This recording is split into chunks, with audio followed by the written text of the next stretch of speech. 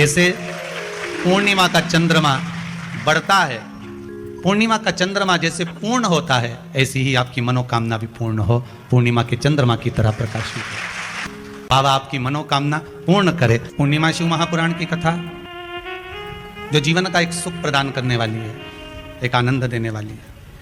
बहुत बड़ा रोग हो गया, छूटने को तैयार नहीं है, बड़े बड़े इलाज करवा लिए, बहुत दिखा लिया, बहुत सब दूर इलाज करवाया, सब दूर दिखाया, पर मिटने को तैयार नहीं है, तो फिर अबीर का प्रयोग, एक चावल का दाना, एक श्वेत पुष्प और अबीर भगवान शंकर को समर्पित कर धीरे धीरे धीरे धीरे शरीर का रोग अपने आप समाप्त होना प्रारंभ। मां की ओर लेकर जाओगे उतना ये मन शुद्ध होता चले जाएगा।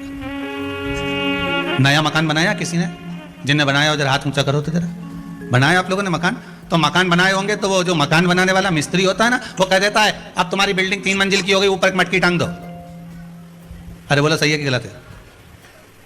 कौन सा कलर की टांगो है? काय के लिए टांगो?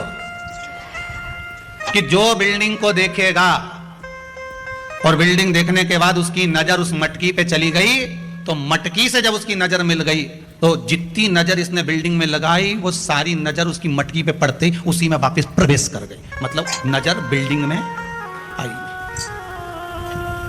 कहां टांगी मटकी? पीछे, राइट लेफ्ट, कहां टांगी? बिल्कुल आगे। कि जो बिल्डिंग को देखेगा, जो इस मकान को देखेगा, जो इस बिल्डिंग को देखेगा, जो नए मकान को देखेगा, और उसकी दृष्टि घूमते घूमते घूमते घूमते अगर मान लो वो घूमती हुई दृष्टि उस मटकी पर चली जाती है, तो हमारी बिल्डिंग पर नजर नहीं लगेगी। नहीं तो दुनिया की लोगों की नजर तो बड़ी विचित्र होती है। कौन से कलर की टांगी? काले कलर।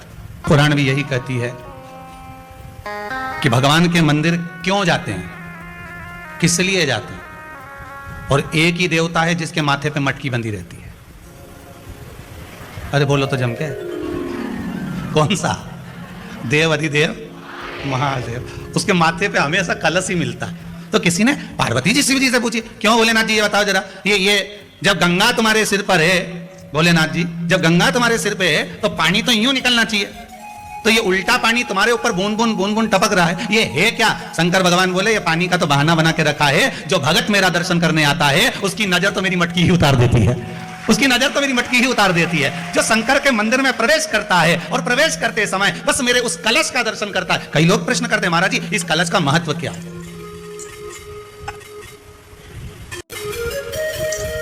3 टेकी पे टिका रहता है, ब्रह्मा विष्णु महेश, उसके ऊपर कलश, उसमें एक छेद, उसमें से एक एक बूंद पानी नीचे गिरे, अर्थात ब्रह्मा विष्णु महेश एक एक बूंद पानी गिर रहा है, मतलब ये तीनों एक है।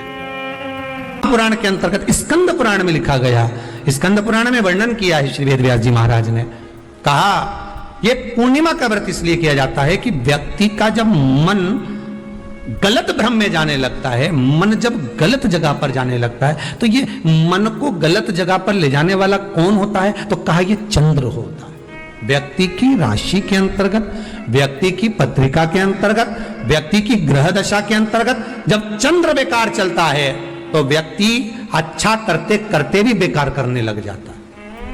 1 महीने की पूर्णिमा को जिसके घर में दूध की सामग्री बनती हो, दूध की सामग्री तैयार होती हो, खीर प्रसाद तैयार होता हो, उसके घर में कभी क्लेश नहीं हो सकता। अब पूर्णिमा के व्रत में आपने कई बार किताब पढ़ी होगी पूर्णिमा की, या आपने व्रत किया होगा, या पूर्णिमा का व्रत आप धारण करे होगे, तो उसमें पूजन कौन से भगवान की होती है? पूर्णिमा के व्रत में किस भगवान की पूजन होती है? तो कहा पूर्णिमा के व्रत में केले के खंभ लगाकर पूर्णिमा का जो अध्यापन होता है, पूर्णिमा की जो पूजन होती है, उस पूजन में शंकर और पार्वती की पूजन की जाती है, शिव और नारायण की पूजन करी जाती है, शंकर और पार्वती का स्मरण किया जाता है। किसकी पूजन होती है? शिव पार्वती। क्यों शंकर और पार्वती का पूजन क्यों करा जाता है पूर्णिमा के व्रत में? क्योंकि शिव और माता पार्वती ही केवल एक ऐसे हैं जिन्होंने अपूर्ण लक्ष्मी को भी पूर्ण बना दिया था। किसको पूर्ण बनाया है? लक्ष्मी। और भगवान को 1 लोटा पानी अगर शिव को समर्पित कर रहे हो, श्वेत पुष्प को रखकर शंकर जी के ऊपर सफेद फूल को चढ़ाकर अगर 1 लोटा जल भी, एक पात्र जल भी शंकर को समर्पित कर रहे हो, तो ये लक्ष्मी के लिए ही तो कर रहे हो। और कौन सी लक्ष्मी? पूर्ण लक्ष्मी। पूर्ण लक्ष्मी। आपको पहले भी कथा में कहा, एक बार भगवान विष्णु के सामने लक्ष्मी मैया ने बहुत तेज स्वर में कह दिया था, नारायण, दुनिया के लोग आपका नाम जपते हैं, दुनिया के लोग नारायण नारायण कहते हैं, दुनिया के लोग आपका भजन करते हैं, और सत्य मायने में कहूं ना तो मेरे बिना दुनिया के लोगों की नहीं चल सकती, मेरे बिना दुनिया नहीं चल सकती, संसार मेरे बिना नहीं चल सकता। भगवान विष्णु ने कहा ये तो गलत है लक्ष्मी आपका कहना। एक दिन लक्ष्मी को अहंकार आ गया, अहंकार के संबोधन जब माता लक्ष्मी करने लगी तो भगवान उसी समय पर भगवान विष्णु को क्रोध आ गया और भगवान विष्णु ने कह दिया, लक्ष्मी तू इतनी बड़ी बड़ी बात कहती है कि तेरे बिना नहीं रह सकती संसार, मैं तुझे कहता हूं लक्ष्मी तू अपूर्ण है, तू अपूर्ण है, तू पूर्ण कब हो गई?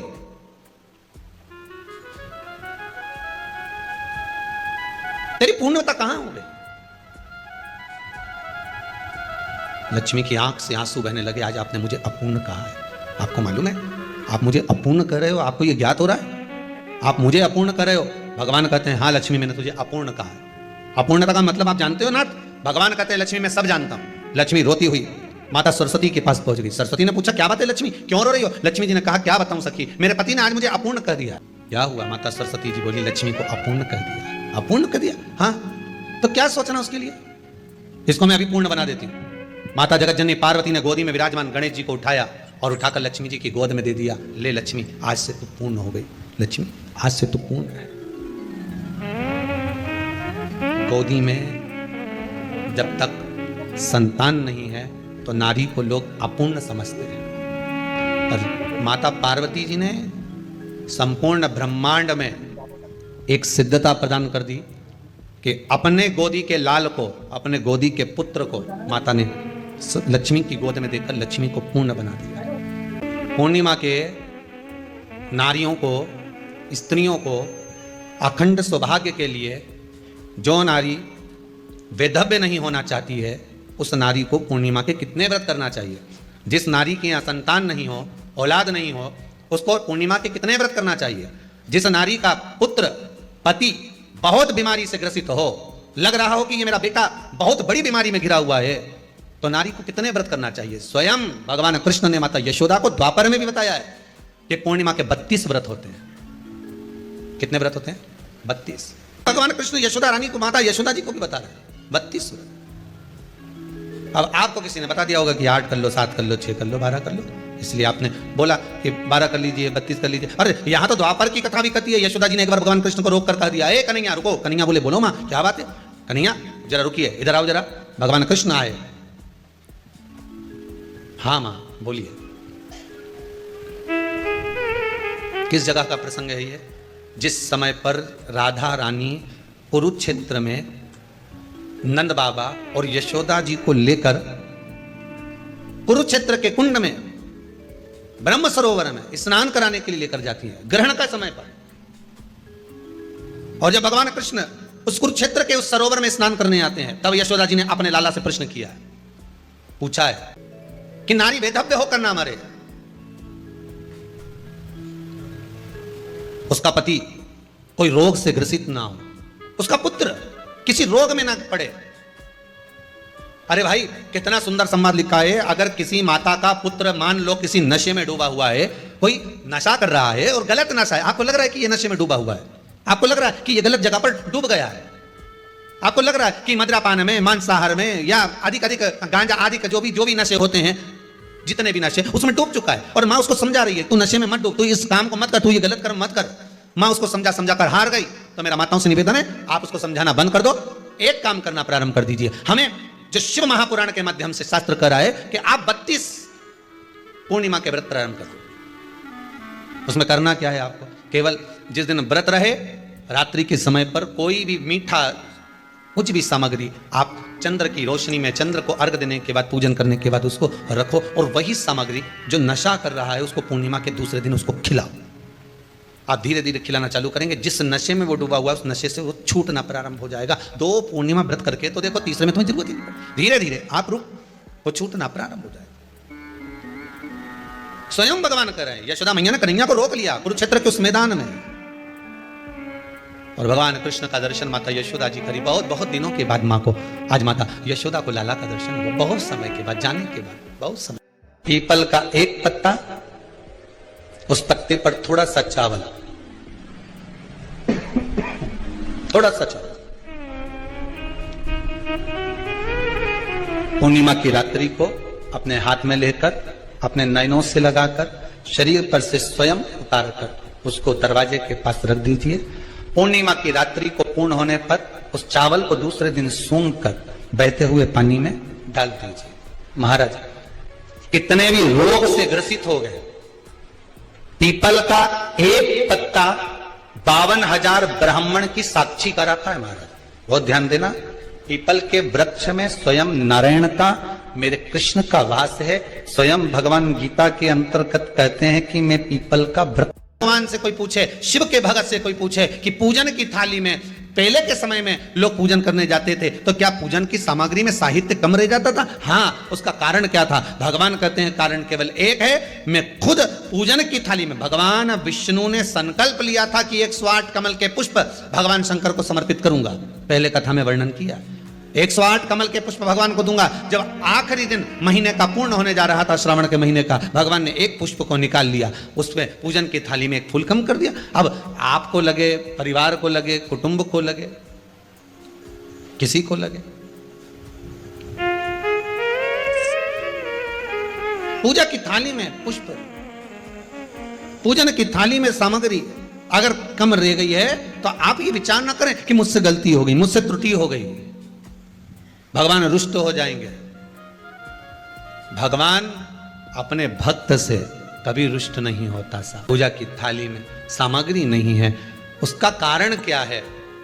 भगवान शंकर की कथा कहती है, जिस दिन पूजन करने बैठे जान कर कोई सामग्री मत छोड़कर जाना, नहीं तो तुम लोग हंसी खेल में कि चलो ये मत ले जाओ, नहीं, आप पूरी सामग्री जमा, और कोई सामग्री आप भूल गए हो तो समझ लेना कि भगवान आपके दरवाजे पर आने के लिए बेकरार हैं, भगवान आपके दरवाजे पर आना चाहते हैं। अगर कोई सामग्री छूट गई है, कोई सामग्री रह गई है, जान कर हमको नहीं, जैसे श्रीफल जो हम भगवान के मंदिर में तोड़ते हैं, फोड़ते हैं, माता जी के सामने हमने नारियल फोड़ा, नारियल अच्छा निकल गया, भगवान ने स्वीकार करा ना करा, तो आपने थोड़ी सी चिटक निकाल कर भगवान को चढ़ाई, बाकी का सब घर ले जाके चक्कू से निकाल के सब खा गए।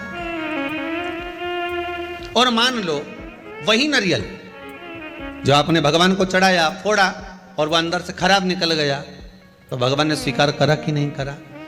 शिव महापुराण की कथा कहती है, जो नारियल अंदर से बेकार निकल गया वो भगवान ने पूर्ण स्वीकार कर लिया, क्योंकि भगवान को मालूम है कि ये सड़ा हुआ नारियल तो चक्कू से निकाल के नहीं खाएगी, जब परिक्रमा लगाएगी तो मंदिर के पीछे पटक जाएगी।